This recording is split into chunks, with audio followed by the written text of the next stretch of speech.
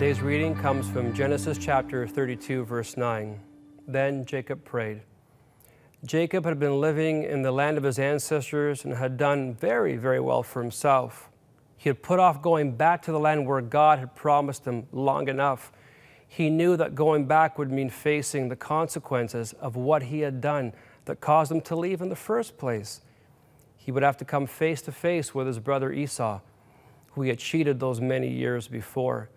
You know, he was afraid, and you can imagine, because his servants had reported to him that his brother Esau was coming with 400 men. He could only assume the worst, and isn't that human nature? Surely his brother wasn't coming with his army to attend a family reunion. What could Jacob do?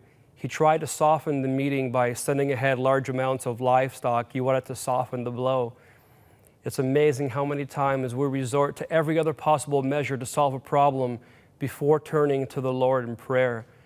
You know, Jacob tried every way he could to think of to appease his brother, but in the end, he did the right thing. He prayed. You know, don't make God your last resort.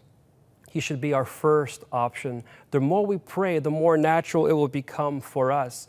You know, because he'd put it off for so long, it built up in his mind and it became bigger than it actually was. And that's the case still to this day. A lot of times something small happens because we're afraid to confront the issue. We let it go, we let it fester, and it gets worse and worse. Just like a cut on your body, if you neglect it, it's going to get worse. But if you treat it right away, then it's going to be taken care of in a quicker manner.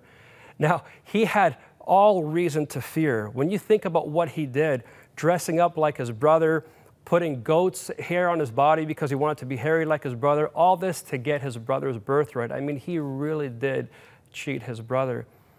But he trusted God.